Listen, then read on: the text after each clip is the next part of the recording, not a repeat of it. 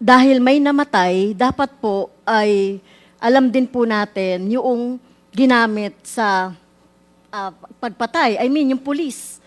Na halimbawa may operation yan, nanlaban, may paltik yung nanlaban, pero yung mga police po, yung kanilang ginamit na baril, dapat po ay naka-record din. O meron din tayong report. Hindi po ba? So para makita rin natin. Confiscated, di ba? Yes, confiscated. Dahil, di ba sinasabi ng batas na kapag merong namatay, dapat talagang naiimbestigahan. Hindi lang po yung baril ng nalaban. At yung mga evidences nung bumaril, no, kailangan nandiyan din po. On the issue of how many thousands of those na nanlaban, ano? In fact, in our last Quadcom hearing, Mr. Chair, binanggit ko pa nga na if there are more than 7,000 na mga biktimang nanlaban, there should be more than 7,000 also evidences of that in the crime lab of the Philippine National Police. So I do not know if they have actually a data on that, no? Because I have even mentioned here in our last hearing that we ought to make an ocular inspection to the crime lab of the Philippine National Police to find out if there are indeed more than 7,000 evidences, whether it be firearms or mga patalim yan, no? So that we'll be able to know kung talagang itong mga taon to nanlaban to. Now, if the Philippine National Police would assume that there are more than 7,000 nanlaban, therefore, there must be more than 7,000 evidences that the Philippine National Police has. If not, then yung mga kulang ang mga ebidensya, hindi nanlaban yung mga yan. Sapagkat alam ko naman na yung mga evidence na yan, I'd like to ask the Philippine National Police, di ba? Pag kayo nag-lock up ng mga, for example, like ito, ang ginamit nito ay paltik, ang ginamit nito ay 45 o 38. Meron niyang nakalagay kung anong taon yan at kung sinong pangalan nung napatay na yan. Di ba? Am I right, Major General? Yes, sir. Yes, Your Honor. It's all in the disposition of the forensic group, Your Honor. Of the crime lab. Who is the head of the crime lab right now? Right now, Your Honor, is Police Brigadier General Sembrano, Your Honor. I'd like to make a motion, Mr. Chair, that we invite the head of the crime lab to appear in the next committee Quadcom hearing so that he will be able to give us the data or explain to us the evidences that has been in the crime lab, Mr. Chair. So I move. There is a motion as stated by Congressman Abante, duly seconded. Are there any objections? Hearing none, the motion is approved. Mr. Chair, addition lang po. Yes, Doon Congresswoman sa- Castro. So, hindi lang po, Mr. Chair, yung mga paltik o yung mga baril na ginamit nung nanlaban. No? Kung ilan yan, 7,000 po yan, Mr. Chair. Dahil may namatay, dapat po ay alam din po natin yung ginamit sa pagpatay. I mean, yung police.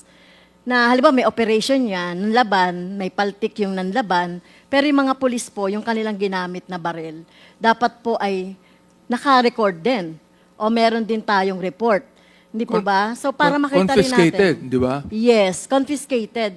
Dahil, di ba sinasabi ng batas na kapag merong namatay, dapat talagang naiimbestigahan. Hindi lang po yung baril ng nalaban. At yung mga evidences nung bumaril, no, kailangan nandiyan din po. So, tanong ko po sa PNP, na-preserve din po ba yung mga ganong mga evidences? Para makita natin, Mr. Chair, kung ano yung tumama anong bullets, magkaroon ng matching, Mr. Chick. Yes, General Salvador, please reply. Yes, Mr. Chair, Your Honor, normally all encounters, armed confrontation, are placed in scene of crime operations procedures. So it has all the SOCO report, and therefore all evidences are in custody of the SOCO, and normally it is being prepared and being readied for if required by the court. So, with all the presumptions that these are covered by reports, Your Honor. Mr. Chair, Mr. Chair, follow up. yes. Ang tanong ko po, na-preserve din ba yung mga baril na ginamit ng pulis doon sa scene of the crime? Yun po yung tanong ko doon. Or ginamit lang yan and then ginamit pa rin siyang service firearms? So yun po yung tanong natin doon sa pulis. Your Honor, that can be answered once the Director of Forensic Group will be present, because as I have mentioned, these are all covered by SOCO reports, Your Honor. Mr. Chair, ano ba yung procedure? Yeah, pwede bang malaman na General kung ano ang procedure? Halimbawa, nagkaroon ng inkwentro at napatay ang kalaban ng mga Philippine National Police, kawani ng Philippine National Police. Hindi ba kinukuhaan ng ballistic records yung baril ng police at saka yung baril ng nanlaban? Normally, Your Honor, tulad ng nabanggit natin sa operational procedure kasi natin, it is being subjected to scene of crime operations, procedures, and tulad yung may mga namamatay, tama po kayo, aside doon sa firearms, all pieces of evidence collected in the crime scene are preserved and it is being placed under the disposition and custody of the crime lab. So including the firearm of the PNP member? Normally, Your Honor, if there is findings of irregularity, doon na lang nagkakaroon ng requirement to submit the firearms of those involved in the operations. So long as the findings is within the regular performance of the duty of the police officers, most likely hindi na po nire-require yung gano'n. Okay. So yan If yung, there's only a findings of irregularity, Your Honor. so yan yung SOP, no? Yan yung kapag may findings of irregularity, then you confiscate the firearms. Pag wala, hindi kino-confiscate. Hindi po, Your Honor. Kung ano lang yung na-collect sa crime scene, yun lang ang pinipreserve natin. Does that satisfy Congresswoman Mr. Castro? Chair, Mr. No, Chair. Mr. Ch- Congresswoman Castro first. Sige, Mr. Chair, parang may mali doon. 'Di ba? Kasi may namatay ng laban. So ginamit yung baril ng pulis para ma-apprehend o mamatay yung kalaban ng pulis. Your Honor, so, but ang problema, Mr. Chair, para makagawa tayo in aid of legislation, no, parang tingin ko may mali doon. Kasi hindi po naiimbestigahan eh. So kailangan maimbestigahan. So kahit man lang, ito yung tinatawag nating presumption of regularity. No, dapat ma-define yan talaga kung paano, no? So hindi pwedeng may namatay na lang, tanggapin na lang yan kasi nanlaban yan. At Siguro, adik yan, whatever. yeah. So Well, yun po, Mr. Mr. Chair, Chair. related doon sa Yeah, sinabi ni Congresswoman Franz Castro, no? Ano ba yung procedure nyo? For example, like, we know for a fact that not all of the victims' relatives would file a case against the police, correct? So, kung hindi sila mag-file ng case, Major General, anong ginagawa ng ating kapulisan kung meron pong napatay na nanlaban na hindi nakapag-file ng anumang complaint? Tulad po na nabanggit namin, aside sa SOCO, meron po tayong motu proprio investigation na kinoconduct ng Internal Affairs Service.